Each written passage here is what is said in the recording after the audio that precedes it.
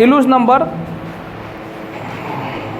22, मेरे बुक में, किसी के बुक में 21 या 23 हो सकता है। चलिए आइए मैं पढ़ता हूँ। देखिए समरी ऑफ कैश अकाउंट दिया है, बैलेंस ऑन 1 अप्रैल का दिया है 100 रुपीज़, 100 दिया। मिल गया सबको? नहीं मिला? अशोक नहीं मिला? मिला? चलिए ठीक।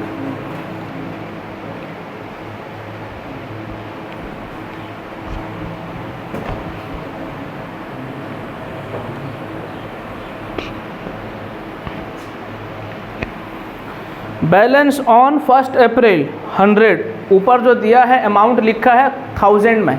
किस पे लिखा है अमाउंट? आपको भी लिखना होगा, ठीक है। जल्दी जल्दी से क्वेश्चन पढ़ते हैं और चलेंगे। इशू ऑफ इक्विटी शेयर, इससे पैसा आया है, इक्विटी शेयर इशू करके पैसा आया है। रिसीव्ड फ्रॉम कस्टमर, कस्टमर से पैसा रिसीव हुआ है। Sale of fixed asset, fixed asset sale होकर पैसा रिसीव हुआ है, इनफ्लो हुआ है सब। उसके बाद आउटफ्लो दिया, payment of supplier, purchase of fixed asset, overhead expense, wages and salaries, taxation, dividend, repayment of bank loan and balance दिया, ठीक है। सारे बच्चे मेरे साथ साथ कैश फ्लो स्टेटमेंट बनाए। ये बहुत ही आसान है और एग्जाम में इस तरह का क्वेश्चन आने का चांस रहता है।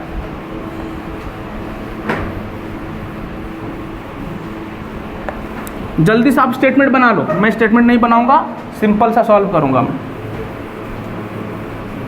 आप स्टेटमेंट बना लो।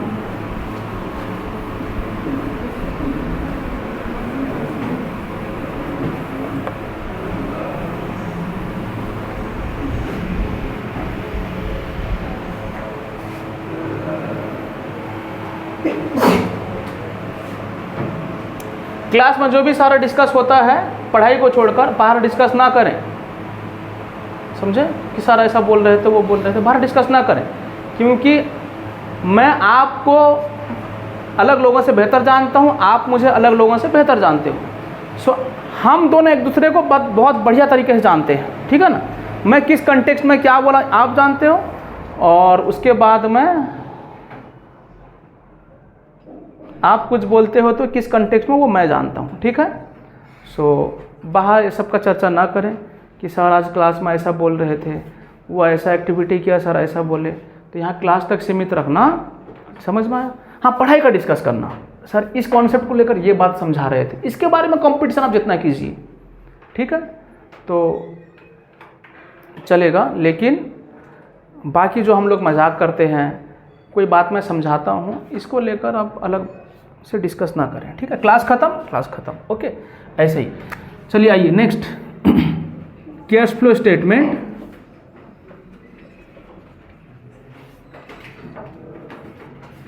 चलिए सिंपल सा वही ऑपरेटिंग एक्टिविटी,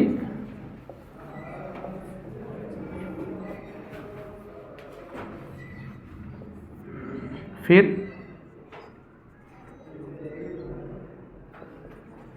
इन्वेस्टिंग एक्टिविटी, फिर फाइनेंसिंग एक्टिविटी,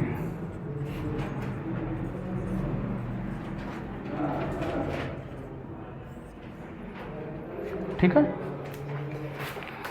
आइए, इशू ऑफ इक्विटी शेयर। अच्छा यहां पे लिख दें बच्चे रुपीज इन 1000, ठीक है। हाँ सर, चलिए issue of equity share financing में जाएगा,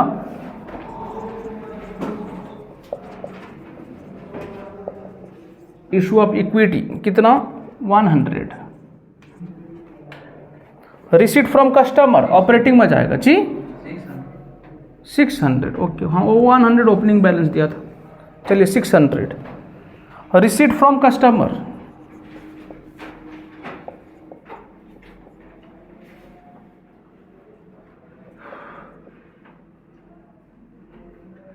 5600।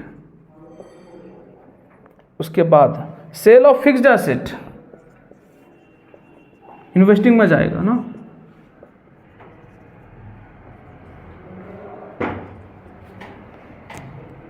$200। पेमेंट ऑफ सप्लायर्स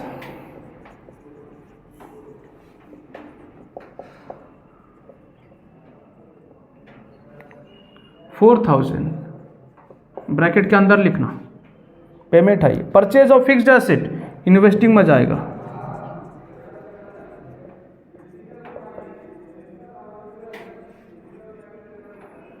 कितना है 400। ओवरहेड एक्सपेंस ऑपरेटिंग में जाएगा, कितना है 400। Wages and salaries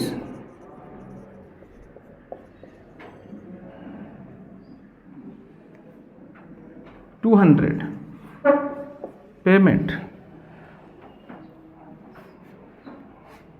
tax payment कितना है 500। डिविडेंड पेड हुआ है, फाइनेंसिंग में जाएगा,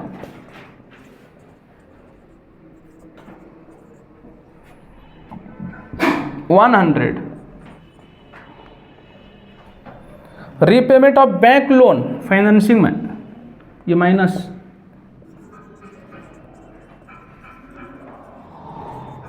रीपेमेंट ऑफ लोन 600 हो गया कंप्लीट। चलिए इसका टोटल कर लीजिए ए, इसका टोटल कर लीजिए बी, और इसका टोटल कर लीजिए सी।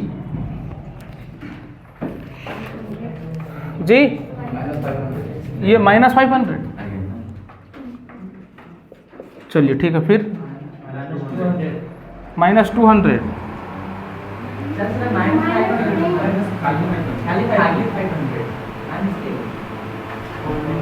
सर ये -500 नहीं होगा, ओनली 500 होगा। ठीक है ठीक है, चलिए पॉजिटिव है, इनफ्लो है। चलिए 500 पॉजिटिव में, नेगेटिव नहीं। चलिए ये 200 रुपया माइनस पे, बाकी रीपेमेंट ऑफ लोन 600 माइनस में है, कितना होगा 100 माइनस पे। चलिए बताओ total cash flow during the year, A plus B plus C कितना हुआ 200, प्लस कर लो ओपनिंग बैलेंस,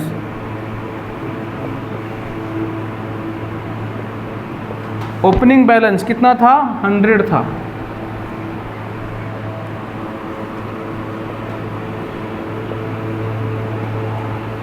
क्लोजिंग बैलेंस कितना 300। देख लो मैच कराओ, क्लोजिंग बैलेंस दिया है तो 300, सवाल में देख लो क्लोजिंग बैलेंस 300 है, क्या हुआ? ठीक है ना। चलिए खत्म होमवर्क, और आप सॉल्व करना क्या क्या बता देता हूँ, और नहीं हो पाया तो आके पूछना, ठीक है। इसका अलग से क्लास भी लेंगे, पूछना। जब तक आप ख़त्म नहीं किए, कैश फ्लो ख़त्म नहीं हुआ है, मेरे हिसाब से ख़त्म हो गया, बट आपको 2-3 क्वेश्चन और प्रैक्टिस करना है। समझ में आया? बंद करो।